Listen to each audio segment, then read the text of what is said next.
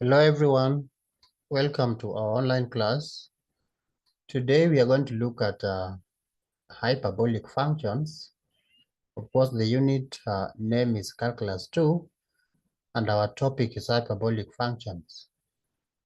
I am Francis Okech and my YouTube channel is Professor Francis Okech. Now, what is hyperbolic function? Remember, there's a difference between hyperbolic functions and trigonometric functions. Now, under hyperbolic functions, I am going to take you through their definitions. We'll also look at some identities involving hyperbolic functions, and we also look at derivatives of hyperbolic functions.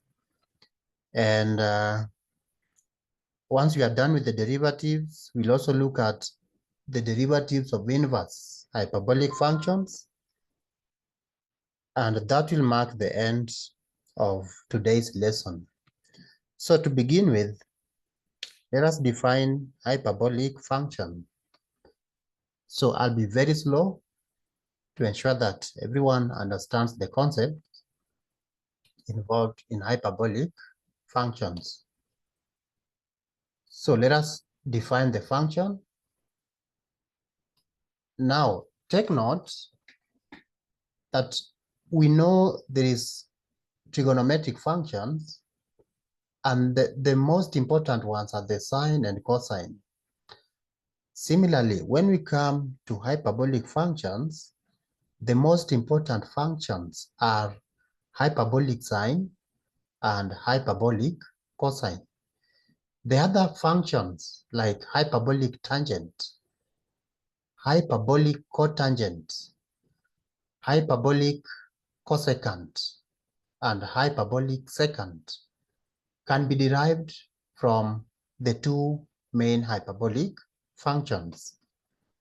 So let's define hyperbolic sine and hyperbolic cosine in terms of exponential function. So I am going to write as I explain the concepts. When we talk of hyperbolic sine, this is how we define it. You write hyperbolic sine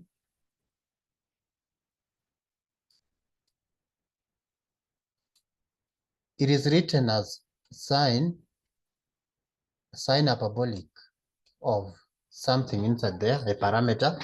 The h there stands for hyperbolic.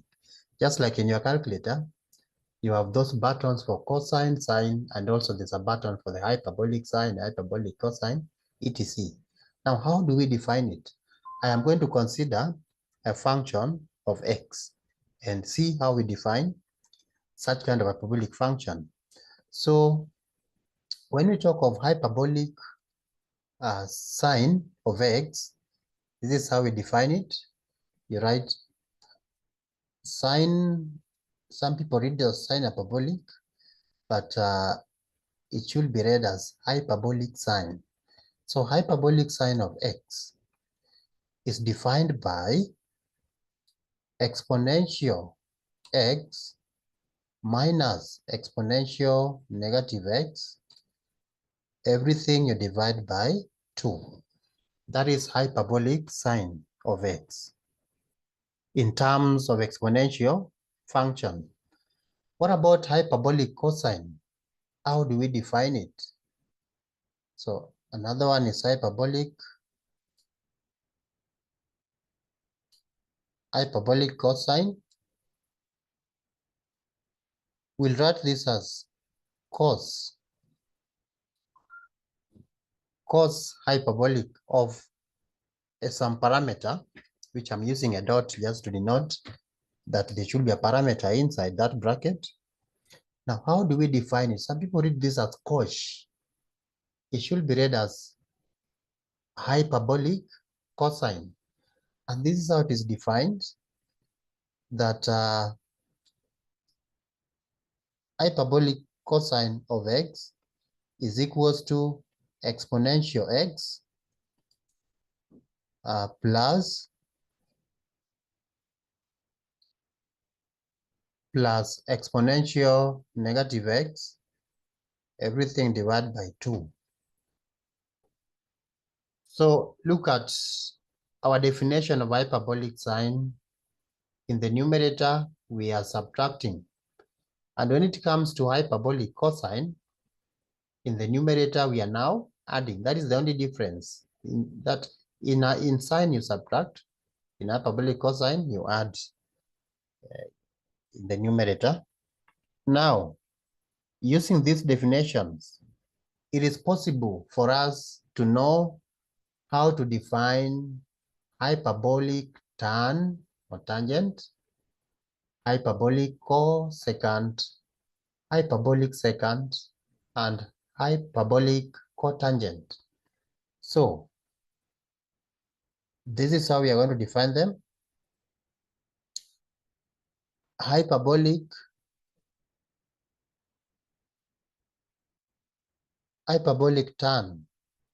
tangent, what we are calling tan hyperbolic. Tan h should be one word. Let me erase that. Tan hyperbolic is one word. And how is it defined? It is simply the ratio of sine hyperbolic of x over cosine hyperbolic of x. And you see, when you divide, you know that in terms of exponential function. If we divide the two, we are going to get exponential x minus exponential negative x, everything divided by exponential x plus exponential negative x. That is hyperbolic tangent of the parameter x. Similarly, we can talk of hyperbolic cotangent, or their inverses. You see, when you have hyperbolic sine, hyperbolic cosine, and hyperbolic tangent, there are other three functions which we call the reciprocals of these functions. Reciprocal hyperbolic functions. They are these ones. The first one is hyperbolic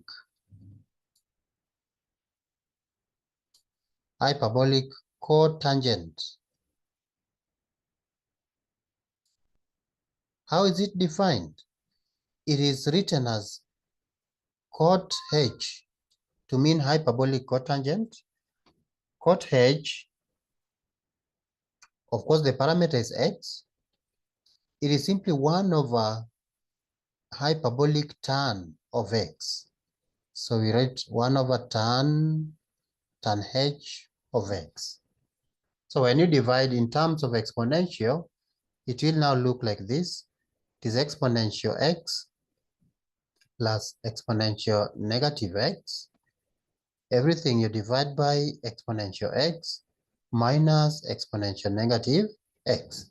That is called hyperbolic cotangent of x. Have two more functions to define here.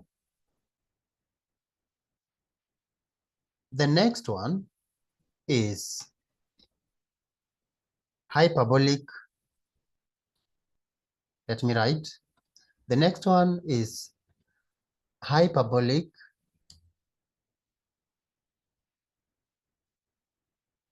secant. It's written as sec h of x. And how do we define it? Remember, just like in trigonometric functions, the way we define these reciprocal functions is the same as in the trigonometric functions. You see, in the trigonometric functions, you are told that secant of x is 1 over cos x. Again, when it comes to hyperbolic secant of x, will simply be 1 over hyperbolic cos x. So it's written as 1 over cos hyperbolic of x. And you can now express this in terms of exponential function as 2 over, it should be 2 over exponential x plus exponential negative x. And the last one is hyperbolic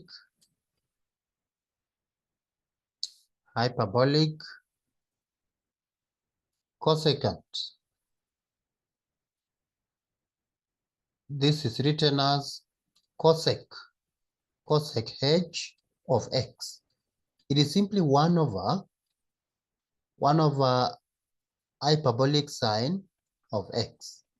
And so this can be written in terms of exponential function as 2 over exponential negative x, not negative, but this should be positive, exponential positive x minus exponential negative x.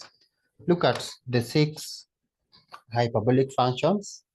Now we have known their definitions. Equation. What about the identities involving such kind of functions? Let us look at identities, or what we call hyperbolic identities. I will write hyperbolic identities. Hyperbolic identities, just like trigonometric identities. Of course, hyperbolic and trigonometric, they are more or less the same. You look at the identities in trigonometry, some of them will be synonymous to the identities in hyperbolic functions. There's this rule that will guide us to help you relate trigonometric identities and hyperbolic identities. It is what we are calling the Osborne's rule. And I'm going to state it. Let me write it here. The rule is called Osborne's rule, written this way. Osborne's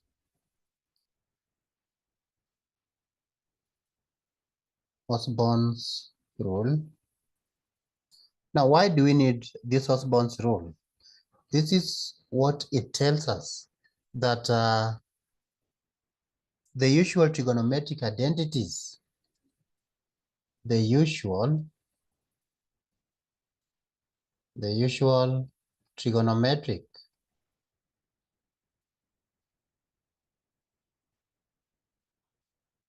identities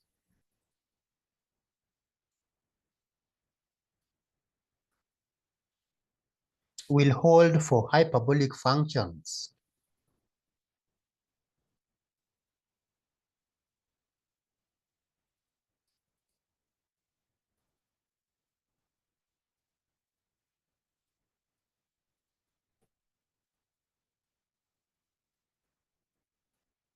Will hold for hyperbolic functions as long as you change the sign whenever there is a product of signs. Let me write that. As long as you change the sign, and I'm going to use a different color, the sign, you change the sign whenever there is a product of signs. Whenever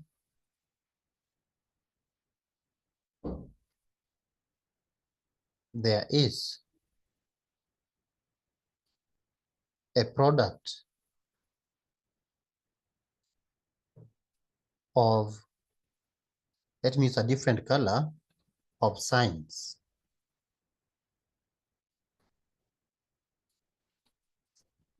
That is what you are calling the Osborne's rule. Osborne is just somebody who came up with this rule, that if you know the trigonometric functions, identities, I mean, if you know the trigonometric identities, it is possible for you to come up with the corresponding hyperbolic identities. I am going to show you how. We are going to start with an identity which is trigonometric and show you how to get the corresponding hyperbolic identity. Examples. The easiest one that we all know is this. In fact, I need to come up with a table where we have trigonometric identity and the corresponding hyperbolic identity. So you can have this as example.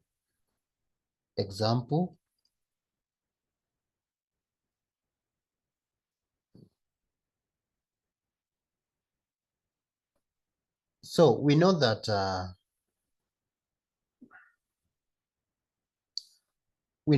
cos squared x, or let me use x, cos squared x plus sine squared x is equals to 1.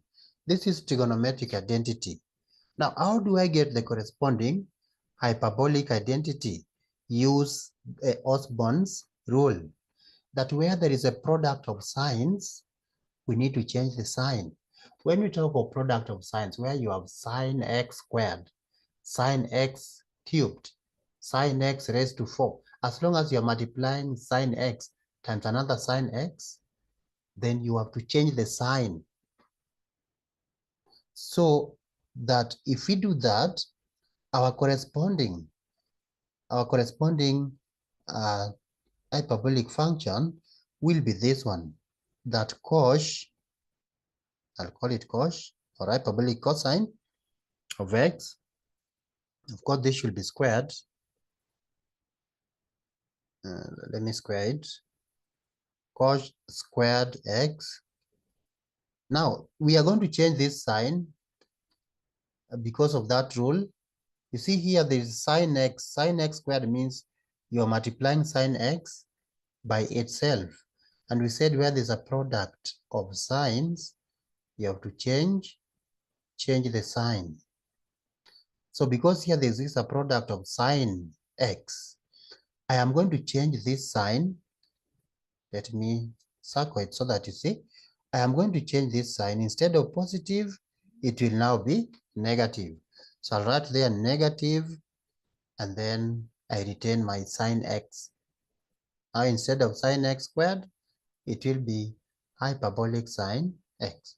So sine hyperbolic, that is squared of x, and the result should give us 1. You see, it is very easy.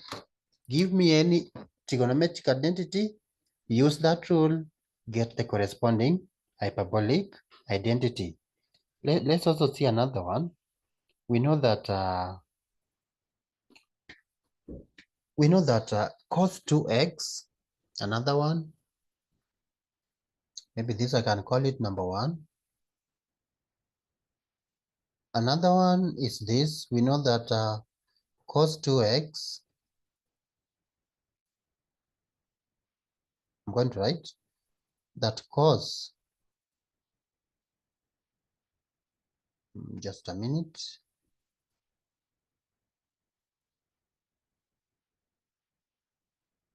Cos 2x.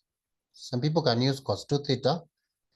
What is this? Cos 2x is always equals to cosine squared x minus sine squared x.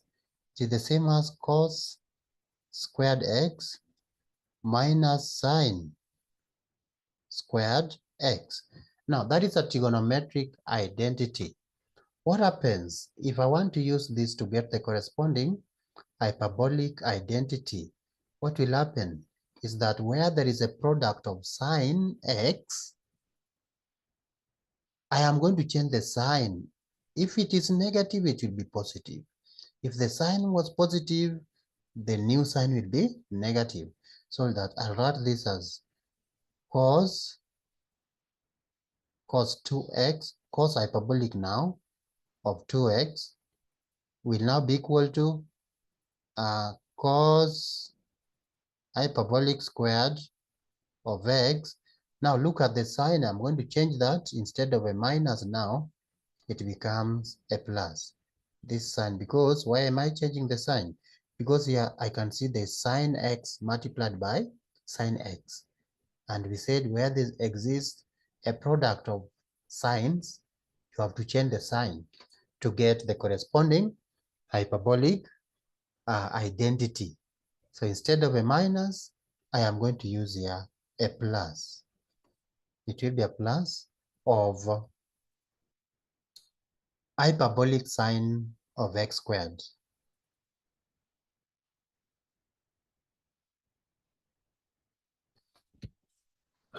And I believe with that, if I give you any, because you know the trigonometric identities, I am assuming so. If you have any identity which is trigonometric, then this is simply how to come up with the corresponding hyperbolic identities. And another one that I'll talk of is, you also know that 1 plus tan squared x is equals to sec squared x. Let me write it. I will go to the next slide so that I can write that. We also know that, let me call it number 3, that 1 plus tan squared x is equals to sec squared x. Now, how do you get the corresponding hyperbolic identity? Check where we have the product of sine. Where are we going to get it from? Remember tan x. Take note. I want you to take note that when you talk of tan x, it's always equals to sine x over cos x. So tan x squared or tan squared x, you see tan squared x will now be written as this one. This means that tan squared x is now the same as sine squared x over cos squared x. So it means inside the tan squared there is sine squared, sine x squared. And therefore, we are going to change the sign. Instead of plus tan squared or tan hyperbolic squared of x, it will now be a minus. Why are we doing so? Because inside tan squared x, there is sine squared x. And using the Osborne's rule, we have to change the sign so that our corresponding hyperbolic identity will now be 1. Now the sign will now be a minus. I'll now use a minus instead of a plus. So 1 minus tan hyperbolic tan squared of x is the same as, what about sec? Sec is 1 over cos. So when we talk of sec squared x, it will be 1 over cos squared x. So there I can't see where the sine squared x is not there. So we don't change the sign. We return that as sec hyperbolic squared of x. That is the corresponding hyperbolic identity. And the last one is this. Let's call it number 4. Number 4 is 1 plus cot squared x. 1 plus cot squared x. We know this is equals to cosec squared x. Cosec squared x. Let me rewrite this. Cosec squared of x. So when we talk of cot is simply 1 over tan. And I told you that when we talk of tan, it is sine over cosine. So cot will be cosine over sine x. If it is squared, it means there will be sine squared. And so we will be forced to change the sign. Let me underline it. We will be forced to change this sign because inside the cot squared, there will be sine squared x. Now let's also look at the right-hand side. Before we look at the right-hand side, let me write the left-hand side. It will now be 1 minus cot hyperbolic squared of x is equals to. Now, what about cosec? Cosec is 1 over sine. Cosec is 1 over sine. And so when it is squared, we now talk of cosec squared x, which is the same as 1 over sine squared x. And wherever there's a product of sines, you have to change the sign. So because cosec, inside cosec squared x, there is 1 over sine squared x. Because of that sine squared x, change the sign. Instead of a positive, because the sign here is positive, it will now be negative cosec hyperbolic squared of x. And this can be rewritten. You can rewrite that so that we have the positive on the right hand side. If I multiply by -1, what will I get? So you can just say, or I'm multiplying by -1 both sides, so that I have this as cot hyperbolic squared x minus 1 is equals to cosec hyperbolic squared of x. That is the identity. So those are some of the hyperbolic identities, and I've shown you how to go about it. And this can be obtained from the usual trigonometric identities.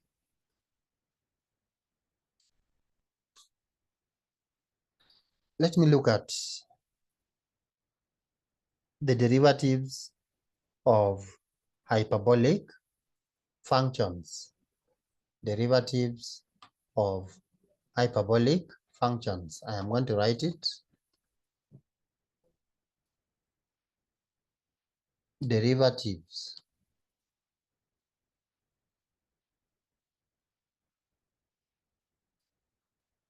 of hyperbolic functions.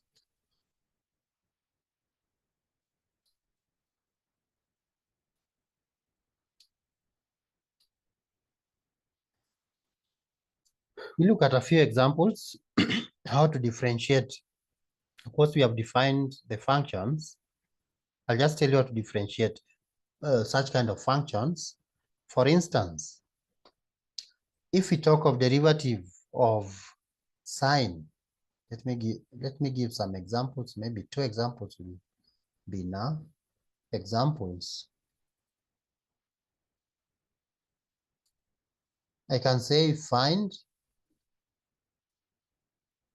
dy over dx given that part A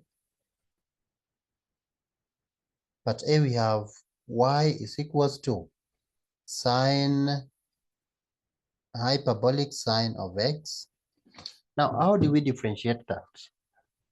Remember, to be able to work out this, I must know how to express sine hyperbolic in terms of exponential function. So this can be written as y is equals to, we said it is exponential x minus exponential negative x, everything divided by 2. So I want to differentiate this. So therefore, dy over dx is equals to, remember, it is easy to differentiate the exponential. Recall from calculus 1 how we were differentiating the exponential functions. So when I differentiate exponential x, I get the same exponential x. And when I differentiate exponential negative x, it will be negative exponential negative x. So that here a negative followed by another negative will be positive. So it will be positive exponential negative x and everything over 2. So what is this in terms of our definition of hyperbolic functions? This is what you are calling cos hyperbolic of x, hyperbolic cosine of x. So that means when you differentiate sine hyperbolic or hyperbolic sine of x, you need to get hyperbolic cosine of x. Let's see another one. What about if I differentiate, let me call it part B. If I differentiate, let y be equal to hyperbolic cosine of x. How do we differentiate this? It's easy again. I express cos hyperbolic x in terms of exponential function. So this can now be written as y is equals to exponential x plus exponential negative x, everything divided by 2. So therefore, when I differentiate y, it becomes dy dx. Remember, when I write dy dx, it means the rate of change of y with respect to x, dy dx. So we differentiate numerator. Some people might ask, why am I not differentiating? To remember, denominator, 1 over 2 is just a constant. Just differentiate the function. So we'll have this exponential x. When I differentiate exponential negative x, I'll get negative exponential negative x. And we are dividing by 2, so that our result, what is this in terms of definition of hyperbolic functions? This is what we are calling the hyperbolic sine of x. So what does it tell you? That when you differentiate cosine hyperbolic of x, it will give you sine hyperbolic of x. And when I differentiate sine hyperbolic of x, I get cos. Take note the difference between these derivatives and those of trigonometric functions. You said in trigonometric functions that if you differentiate sine x, you need to get cos x. But if you differentiate cos x, you need to get negative cosine, negative sine x. So you see the difference now in here. When it is now hyperbolic cosine, there is no negative in our result. Our result is positive sine hyperbolic of x. Take note of that, it's very important, so that you don't confuse with the trigonometric functions. And I hope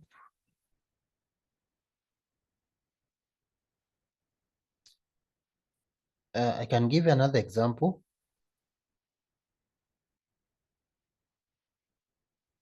And you see, if you cannot master these formulas, they are available in the SMP table, so that you can just refer to whichever page number and get the result of such kind of differentiations for trigonometric functions and for hyperbolic functions. So what if we have tan? How do you differentiate tan? Another one, part C.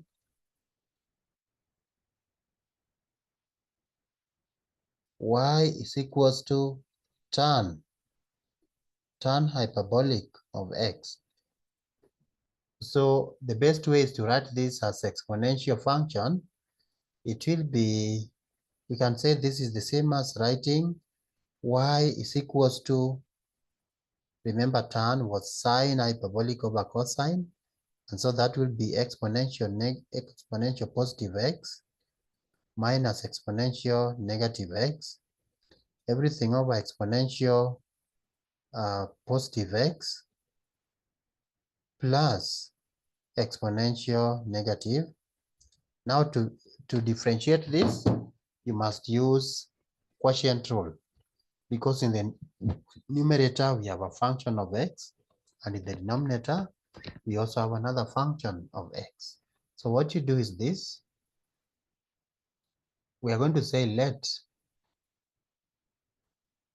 that let u be the numerator exponential x minus exponential negative x, and v be the denominator, that is exponential x plus exponential negative x. So therefore, what is the derivative? What is u prime? U prime will be exponential x.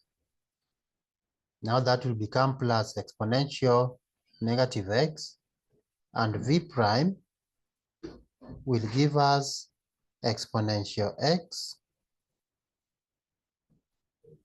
minus exponential negative x. So remember the quotient rule? Quotient rule is this one, that dy dx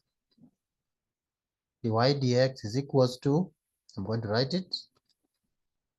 So we are using quotient rule. So dy dx should be equal to u prime v minus u v prime, everything divided by v squared. And you can multiply because we have u prime, we have v prime.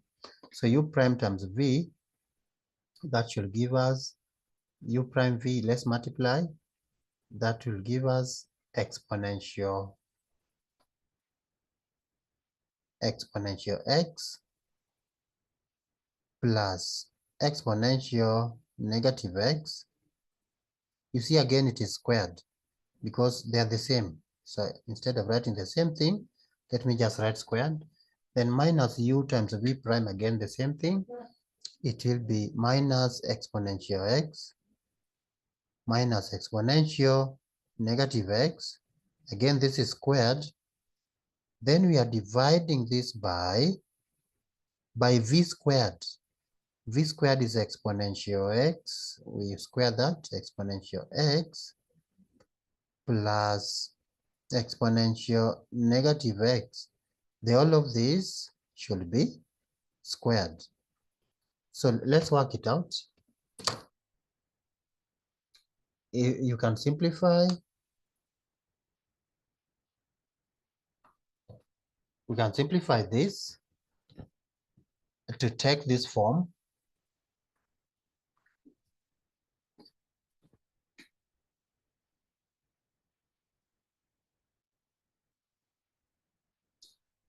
Alternatively, I can open the bracket in the numerator, use binomial expansion, so that we'll be able to open the bracket in the numerator.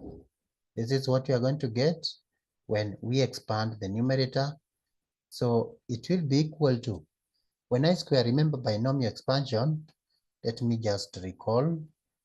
You recall that when we have a plus b squared, let me write that in a better way, a plus b squared. What should it give us? It should give us a squared plus 2ab plus b squared. If it is a minus, it will be this way. You also know that a minus b squared should give us a squared minus 2ab plus b squared. So we are going to use those identities, or this is what we are calling the binomial expansion, to expand the numerator, so that this is what you're going to get in the numerator. It will be exponential 2x, remember it is exponential x squared, plus 2 plus 2.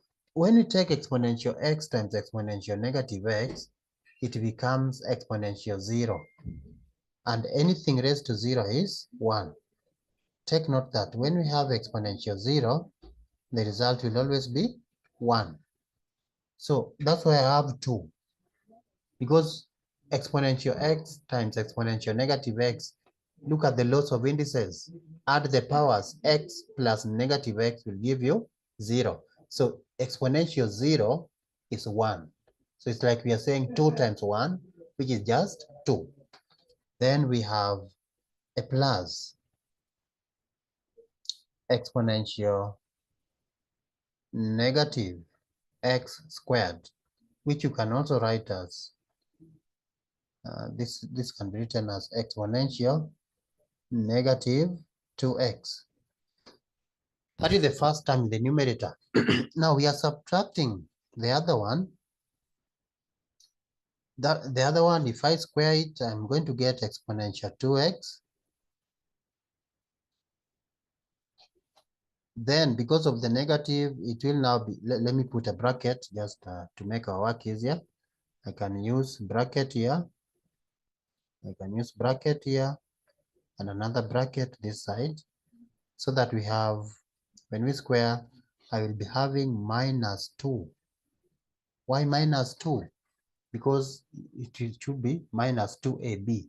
In this case, our a is exponential x, and our b is exponential negative x. When you multiply the 2, you get 1. So 1 times 2 is 2. Remember, it is negative. Then there's a plus exponential negative 2x because it is squared. That's why we have the 2x. Everything divided by the denominator. I don't need to open up the denominator. I'll just write exponential x plus exponential negative x, and this is supposed to be squared. So look at the numerator. You realize that some terms will cancel. So like exponential 2x will cancel with the other one because we are subtracting. You realize that exponential negative 2x will also cancel with the other one. We are again subtracting. But now we have 2 minus minus. 2 minus minus is the same as plus. 2 plus 2, that is 4. So this can be written as 4 over exponential x plus exponential negative x, and this is supposed to be squared. And this you can also write as 2 over exponential x plus exponential negative x. The whole of this is squared. It's the same thing. I've not changed anything because 2 squared will give you 4. So you go back to our definition of hyperbolic functions. Which one do you think is this one? What is 2 over exponential x plus exponential negative x? That is just 1 over hyperbolic cosine of x, which you are squaring. And we said 1 over hyperbolic cosine of x is the same as hyperbolic secant of x. So our answer here is the same as sec hyperbolic squared of x. So what does it tell you? That when you differentiate hyperbolic tan x should give you hyperbolic secant of x. Just like when you differentiate tan, it should give you sec. The same here. So I'll give you the remaining because I've shown you how to go about those. I'll give you other results of differentiation that part C. Of course, we have done part C. Part D says that when you differentiate cosec hyperbolic derivative with respect to x, let me write that in a better way, that derivative with respect to x of let's call it cosec x, cosec hyperbolic of x. Remember, for the trigonometric, when you differentiate cosec, it should give you negative cos times cot. Again here, the result will be negative cosec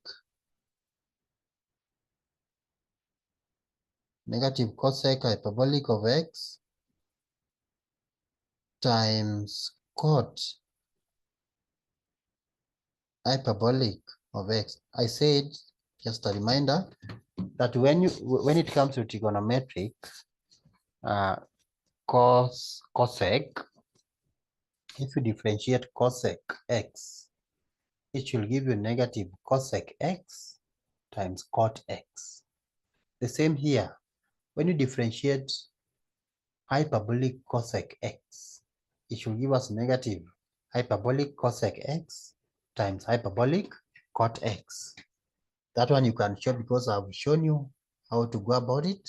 You express cosec hyperbolic x in terms of exponential function, and then apply the basic rules of differentiation.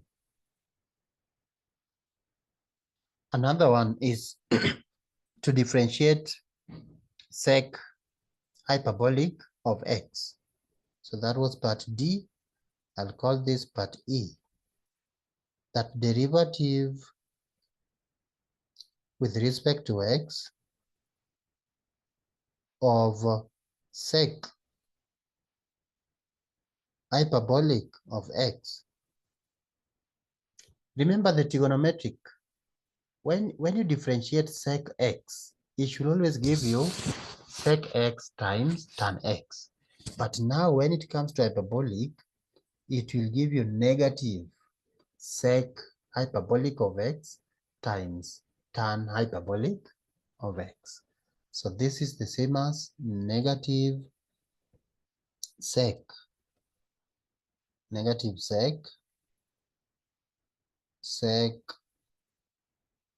hyperbolic of x times tan hyperbolic of x. You see the negative, that's very important. And another one that we need to know is how do you differentiate cot hyperbolic? Another one is part E, part F, that derivative with respect to x of cot hyperbolic of x. Just remember, how did you differentiate cot x when it comes to trigonometric functions? Cot x gave you negative cosec squared x. What if now it is hyperbolic cot? What will it give us? It will still give us negative cosec hyperbolic squared of x. And so those are the derivatives. Now you see, at times I can give you the parameter to be something different from x, maybe another polynomial can be a cubic, quadratic, etc. You have used chain rule of differentiation. Like for this one, let me show you how to differentiate this. Let me show you this one. I can give you other examples. Like you can say examples.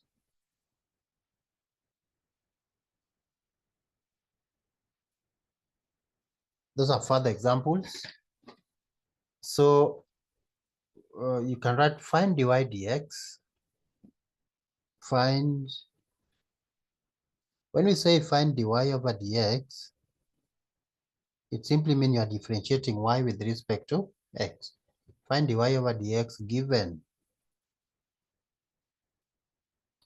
that part A, I'll just look at two examples to explain the concept. Part A is that y is equals to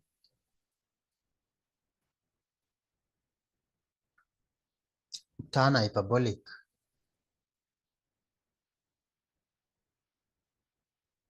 of 1 plus x squared. So how do we differentiate this? Here you have to use chain rule or direct chain rule. Direct chain rule says that differentiate the function, then times derivative of the parameter. Recall from calculus 1 that the function here is tan. We are going to differentiate tan, and we know from what I have derived up here that when you differentiate tan, it should give us sec hyperbolic squared. Of course, we are differentiating tan hyperbolic. Then times derivative of the parameter. The parameter here is 1 plus x squared. You differentiate that, and that will be your answer. Alternatively, you can say let 1 plus x squared be u, so that you have y is equals to tan hyperbolic of u, and then use chain rule. But that will take a lot of your time. Of course, we can do the two.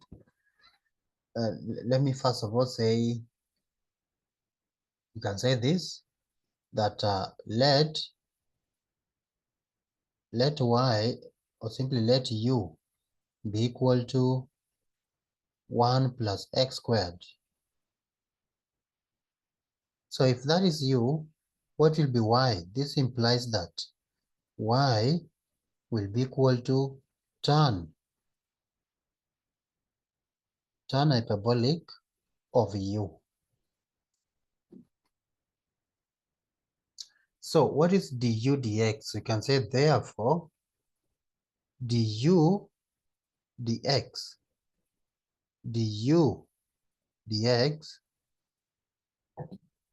that is equals to 2x. I also need to know dy du.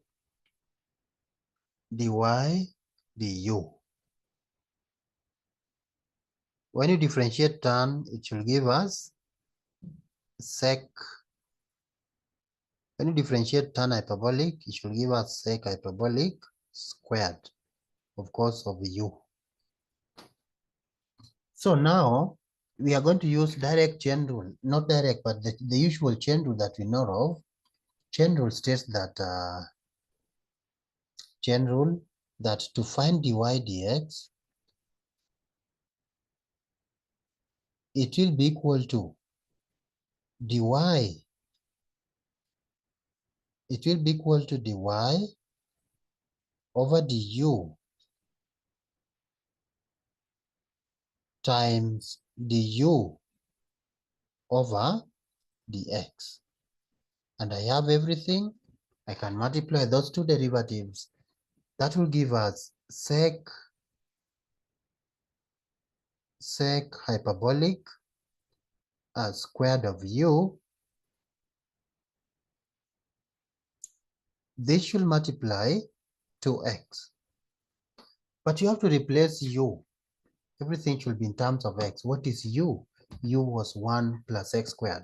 So our final answer here should be 2x times sec hyperbolic squared of 1 plus x squared. But always advise students to use direct chain rule. You see, this is chain rule. You have to say let u be equal to this, so that y is equals to that function. Then you find those two derivatives, then you multiply them, and finally you replace u. But direct chain rule, just one statement, just one line will give you the answer. How else could you have done that using direct chain rule? This is what you will have done using direct chain. I'll use the abbreviation DCR to mean direct chain rule. So, just like I explained previously, that this rule states that you differentiate the function times derivative of the parameter. The function is tan hyperbolic.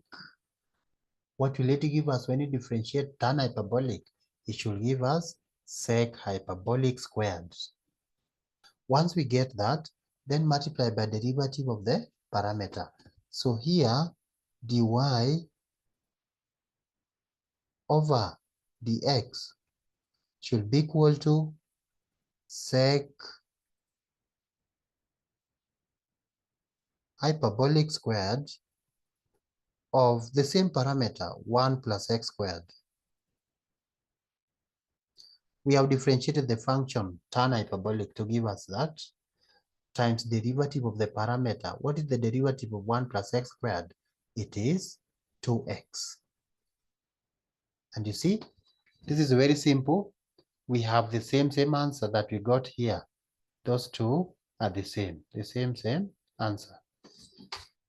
So usually when it comes to differentiation, it is advisable that you use direct chain rule. Direct chain rule will save a lot of your time in getting to the correct answer. As long as you know how it works, that you have to differentiate the function and then you multiply by the derivative of the parameter. So in this example that I'm going to give you, I want us to use direct chain rule to be able to find the derivatives. So like here, I can call it part B because I've done the first one. Let me call this part B.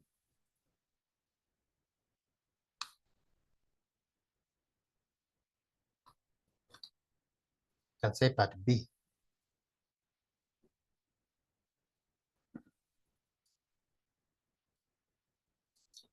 Part B, you're given that y is equals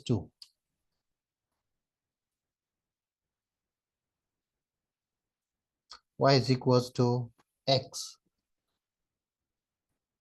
times sec hyperbolic of root x.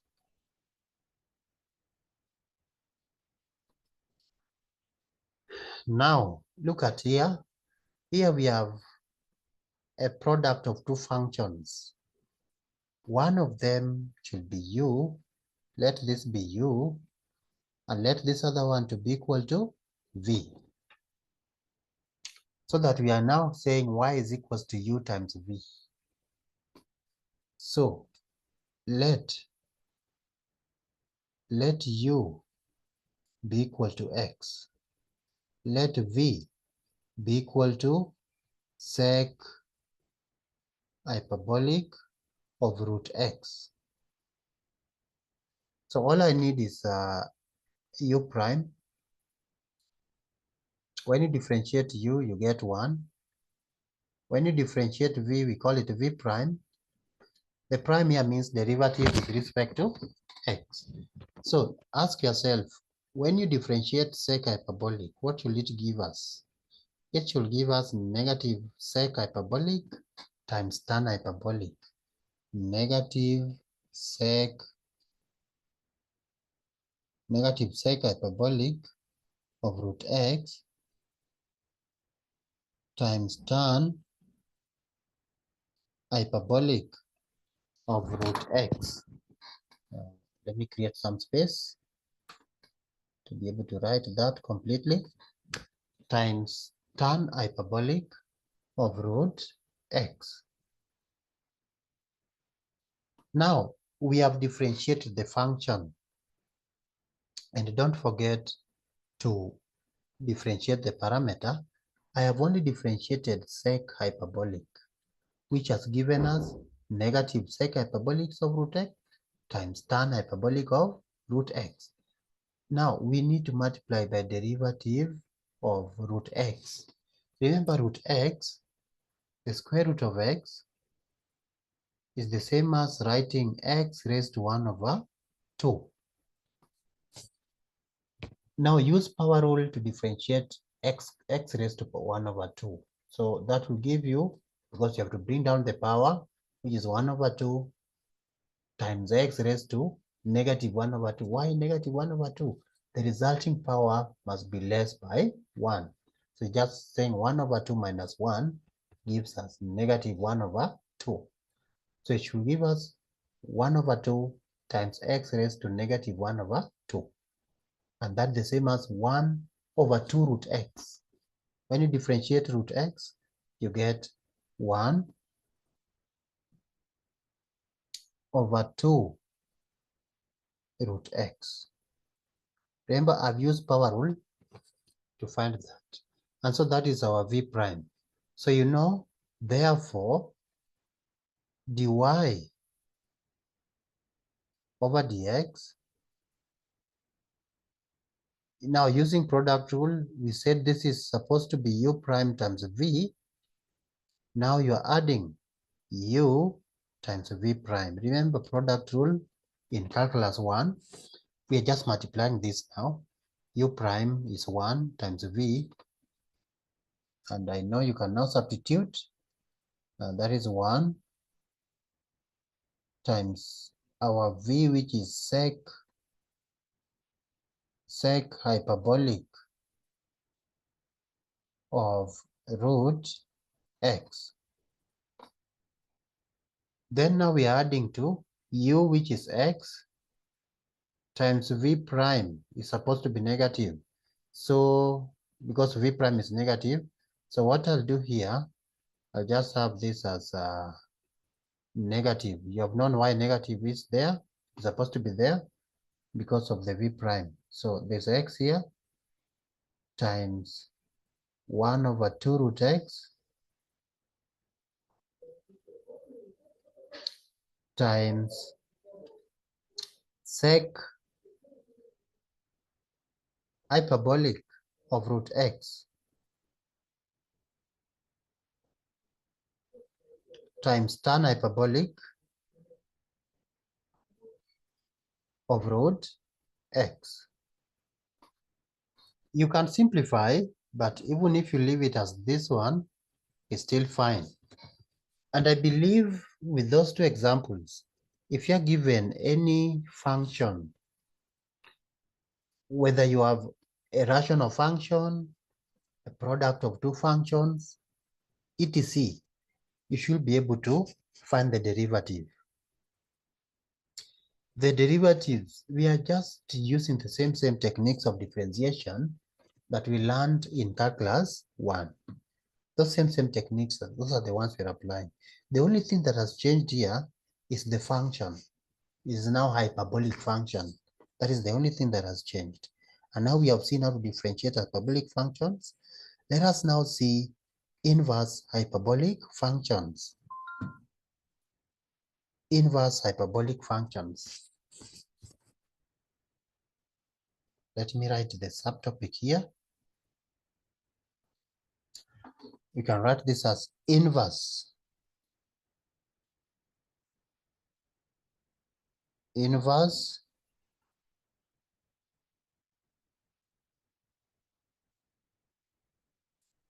hyperbolic functions.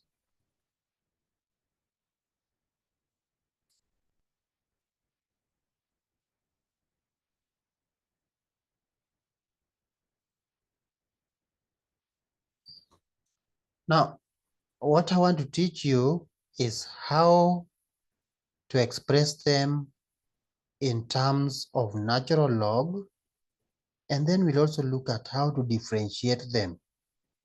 The first thing is, how do we express an inverse hyperbolic function in terms of natural logarithmic function?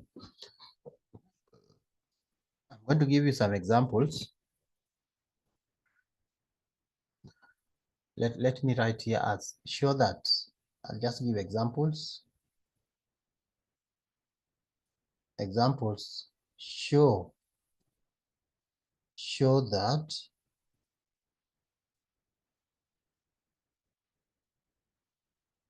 that part A,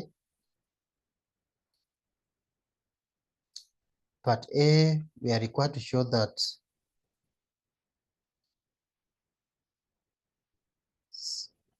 the inverse hyperbolic sign, which is written this way, is written as sine hyperbolic inverse of x. That's called inverse hyperbolic sine of x. I want us to show that this is equals to the natural log. This is equals to the natural log ln of x plus the square root of 1 plus x squared. There's a plus here, plus square root of 1 plus x squared.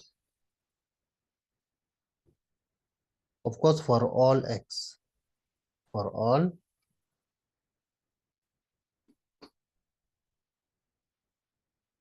all x belonging to the real number line. X member of R, the real number line. So what do we do here? This is what we'll do. That you let y be equal to the given function. I am going to show you step by step. We start by saying let y equal to sine hyperbolic inverse of x.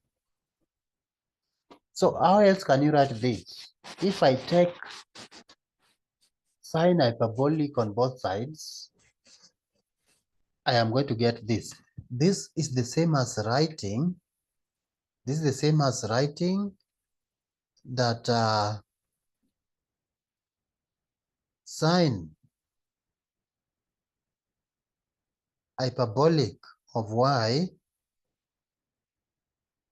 is equals to x. What have I done? I have to make x the subject. Remember,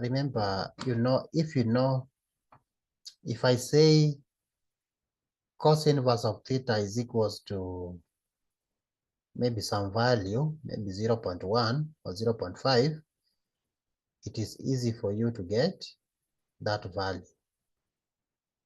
Cos inverse of x is equals to 0.5. What is x?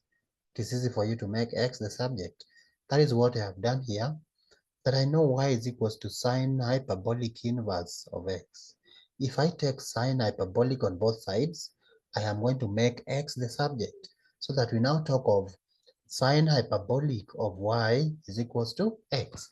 But then another question is, what is sine hyperbolic of y? From the definition of hyperbolic functions, this can be written as, if you check our definition of hyperbolic functions, this can be written as, in terms of exponential, as exponential x minus exponential negative x over 2.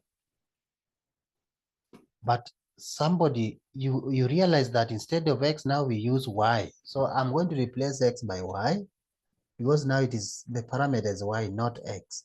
So let me rewrite that. I'm going to replace x by y, so that we have this. It will be written as exponential y minus exponential negative y, everything over 2. So that should be equal to x.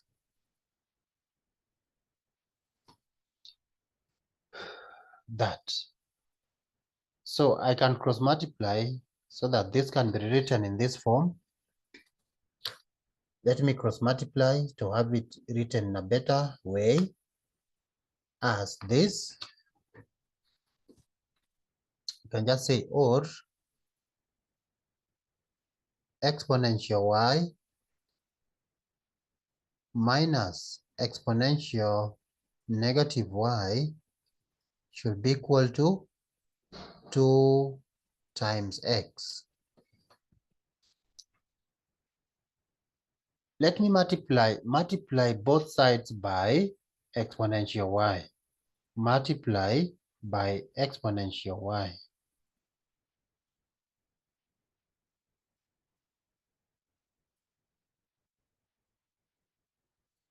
Of course, on both sides, what are we going to get? We are going to get this exponential 2y minus exponential 0. I hope you know why we are getting exponential 0, because there's negative y plus y, loss of indices. When you add the powers, you get 0. And we said anything raised to 0 is 1. So instead of even having to write this 0, I am going to erase it. I am going to erase it so that we have 1. Let me erase that, because we also said that anything raised to 0 is 1. So I'm going to write this as 1. And you people know why we are getting 1, is that e raised to 0 is 1. Here we'll have 2x times exponential y. Let me rearrange this. We rearrange this so that we have it in this form as exponential 2y minus 2x exponential y minus 1. That should be equal to 0. What I've done is to bring everything to the left-hand side. So if I say let, I can say that let exponential y be equal to, let's say, can we use x, or we can use u? Let exponential y be u. You can use any variable. You can use u, you can use z, whichever. Let me say u. So what will be this equation? This equation can now be written as u squared, because it is exponential y squared. 2y means exponential y times another exponential y. Then minus 2x times u minus 1. That should give us 0. Or I could use p, whichever, any variable. This is quadratic equation. And you know how to find the roots of quadratic equation? I can use quadratic formula that to be able to find u, because they are known here, that we need to find its roots is u. So that u is given by negative b plus or minus the square root of b squared minus 4ac. Everything divided by 2 times a. That is the quadratic formula. In this case, our a is the coefficient of u squared, that is 1.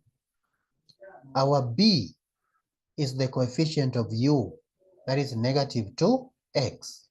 And what we are calling c is the constant term, that is negative 1. So if I use quadratic formula, I'm going to say u is equals to negative of the coefficient of u, what we are calling negative b. This is our b. So the negative of that one is 2x. 2x. Then there's a plus or minus. Why? Because of the square root. And we always say it is plus or minus b squared. When I square negative 2x, you square that, you get 4x squared. That's b squared. Then we need to subtract 4ac. We said our a is 1 and our c is negative 1. So 4 times a times c should give us 4 times 1 times negative 1, which will give us negative 4. So it is a minus 4 times a times c.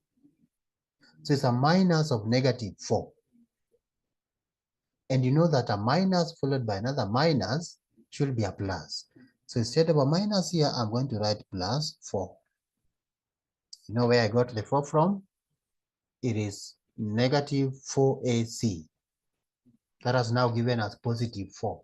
Our a is 1, our c is negative 1. Then the whole of that you divide by 2 times a. 2 times a, our a is 1, so 2 times 1 is just 2. How else can you write this?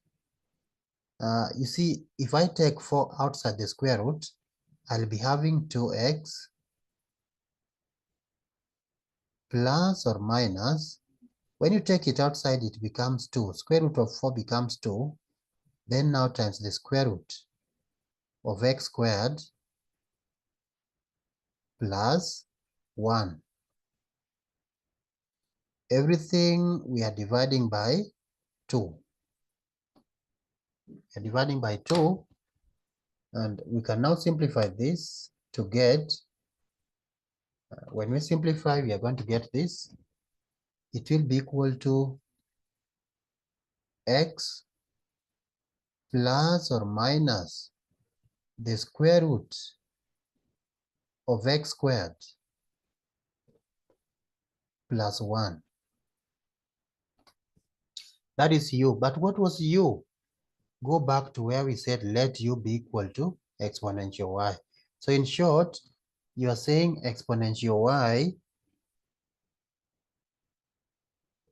is equals to x plus or minus the square root of x squared plus 1. So make y the subject. So therefore, what is y? You can now say hence, how do we get y? You take natural log on both sides. That's how we are going to make y the subject. So it will be log of x. Now, I need to take note of, I'm not going to write the sign. Let me write this. I will explain that sign later. Here we have x squared plus 1.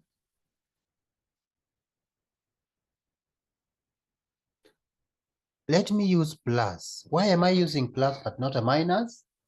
Because log of negative numbers do not exist. Take, for example, if x is 2, what will be the square root of x squared plus 1? If x is 2, then we are now talking of 2 plus or minus the square root of 2 squared plus 1, which is the same as 2 plus or minus the square root of 5. And you see the square root of 5 is greater than 2. So when you take 2 minus root 5, the result is negative. And log of negative numbers do not exist. The log function is defined when the number is greater than 0. That's when you can find the log. If the number is 0 or negative, then the log does not exist. That is why I've gotten rid of the negative. Because when I use negative, I realize that my parameter, the resulting value, will be negative and whose log does not exist. So get rid of that. Because this function must be defined. The y that we are talking about must be defined. For it to be defined, get rid of that negative. And so we have shown that when you start with sine inverse, of course, sine hyperbolic inverse of x can be written as natural log of x plus the square root of x squared plus 1. Because to realize, let me take you back to where we started. We said here that let y be equal to sine hyperbolic inverse. So when I replace y by sine hyperbolic inverse of x, we get the required identity. So I'm going to replace y, this y, instead of y here, it is what we are calling the sine hyperbolic inverse of x. So we have shown that we have now shown how to express such functions as logarithmic functions. And if you're given any, maybe cos hyperbolic inverse, the steps are the same. The steps are the same.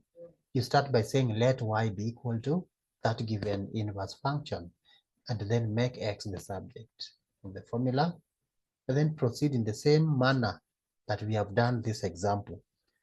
So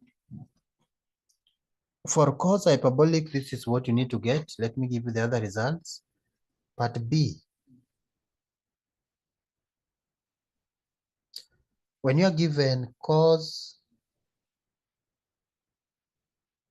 hyperbolic inverse of x, it should be able to give you natural log of x plus the square root of x squared minus 1.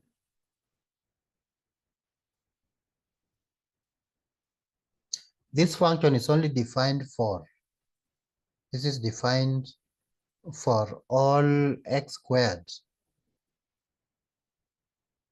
greater or equal to 1.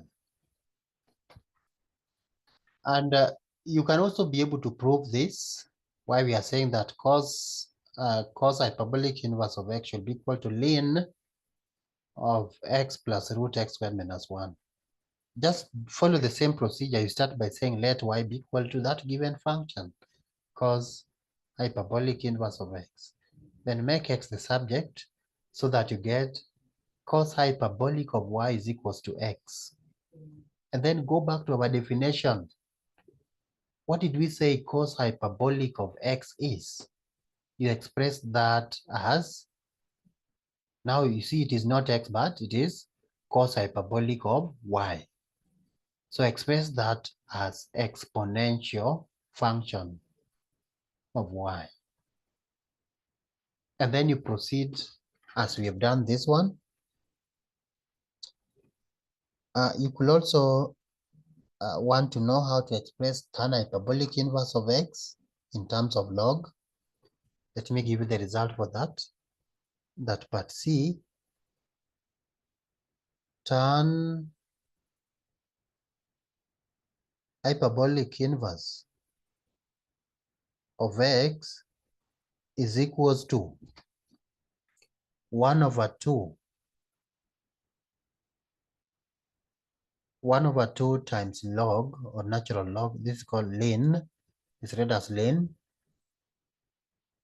Ln 1 plus x. Everything divided by 1 minus x. So this is defined for all x less than 1. For all x less than 1. So maybe this can be your exercise, because once you have done part A, it is now easy for you to do part B, part C, and even the other functions, the other inverses which I've not written here. You can be able to express them as natural log by following the same procedure. And finally, how do you differentiate inverse trigonometric functions? I will give you one example to differentiate the inverse trigonometric functions. Let me write the subtopic.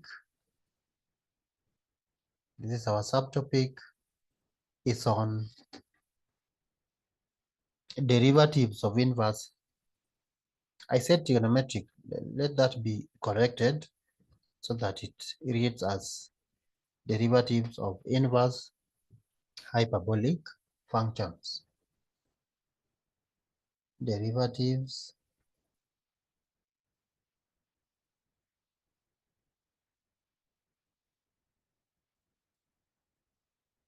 of inverse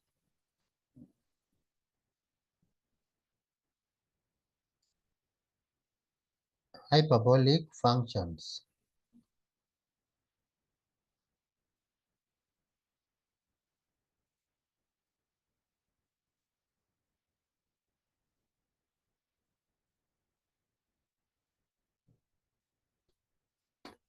I think if I explain just one example on how to go about it, it will be easy for you to be able to differentiate the other inverse functions, hyperbolic functions. I'll give you example. Example, find dy over dx, find dy over dx given that Let me do part A, then the rest will be easy for you to do. You are given that y is equals to tan hyperbolic. Y is equals to tan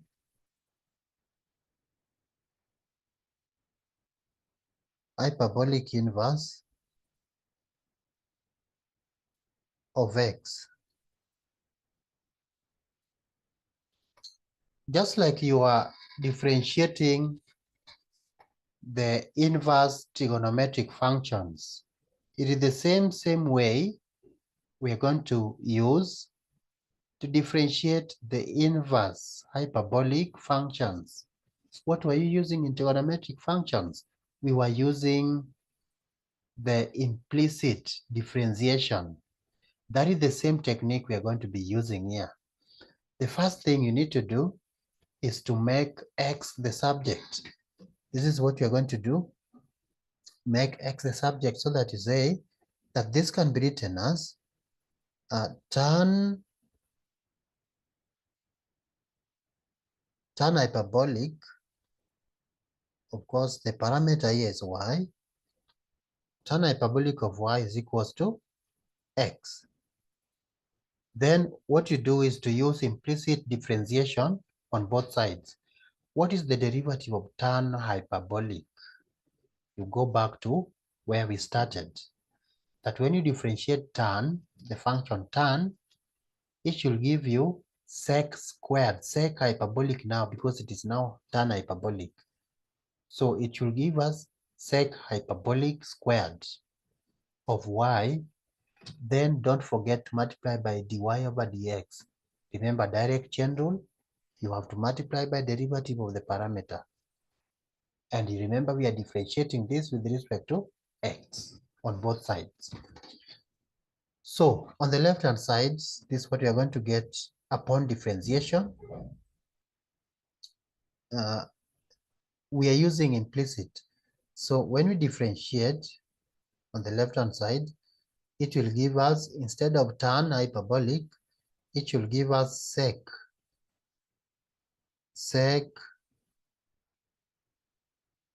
hyperbolic squared of y times dy dx.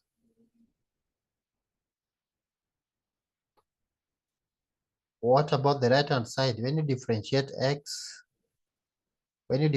x, we get 1.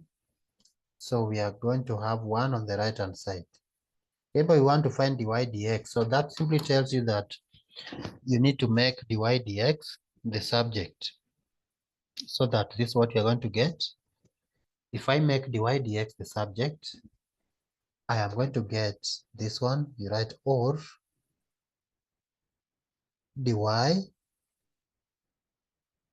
over dx is the same as 1 over sec hyperbolic squared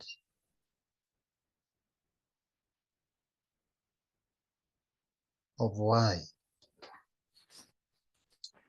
Now, for you to express dy over dx as a function of x, I need to get rid of sec hyperbolic squared of y. What is that in terms of x? You go back to those identities, the hyperbolic identities. What did we say sec hyperbolic squared y is? Let me take you back to the identities where we were using the Osborne's rule. Just a minute. Identities, we had them up here so that you see where we are supposed to get sec hyperbolic squared. What is it? The same as. So Osborne's rule, you can see Osborne's rule, that one. Check the one that has sec hyperbolic squared. And let me underline it so that you see. I will underline that so that we are able to see the identity. Look at this one.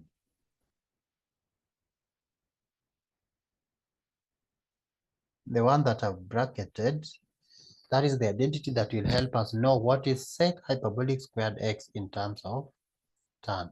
So, but you see there we had sec hyperbolic squared y. Where there is x, you just put y.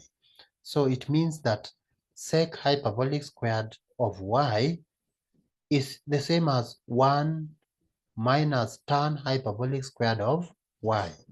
So we go back to our derivative and find the final answer of that differentiation. And this can now be written as, instead of sec hyperbolic squared y, you can also write this as equal to 1 over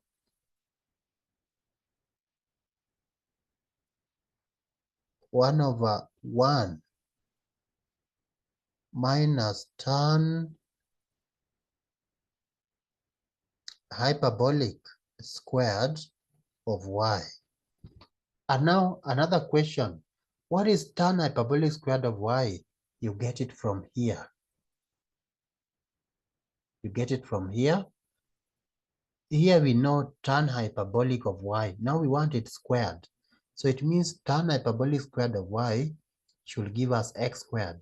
So this answer can also be written as, you can write this as equal to 1 over 1 minus x squared. And that is the derivative of tan hyperbolic inverse of x. It is always advisable that you leave your answer in terms of x. And that's where we have to do all those. You see, at some point, we are using the identity. At some point, we are squaring so that we get x squared. And let me explain another one. Another one that you'll find very useful. We can talk of maybe differentiating sine hyperbolic inverse of x. Because once you understand these examples, part A and part B, it will be very easy for you to do the other remaining derivatives of inverse hyperbolic functions. So you're given y is equals to sine hyperbolic inverse, sine hyperbolic inverse of x. And you're asked to find dy over dx. How do we go about this? Again, the steps are as simple as what we have done in part 1 or part A. You have to make x the subject or get rid of the inverse. That is the first step. Get rid of the inverse so that we now talk of sine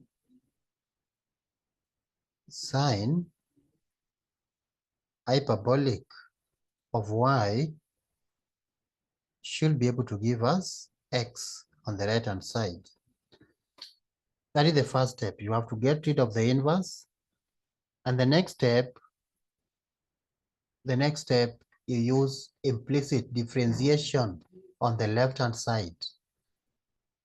Implicit, remember the implicit differentiation from calculus 1.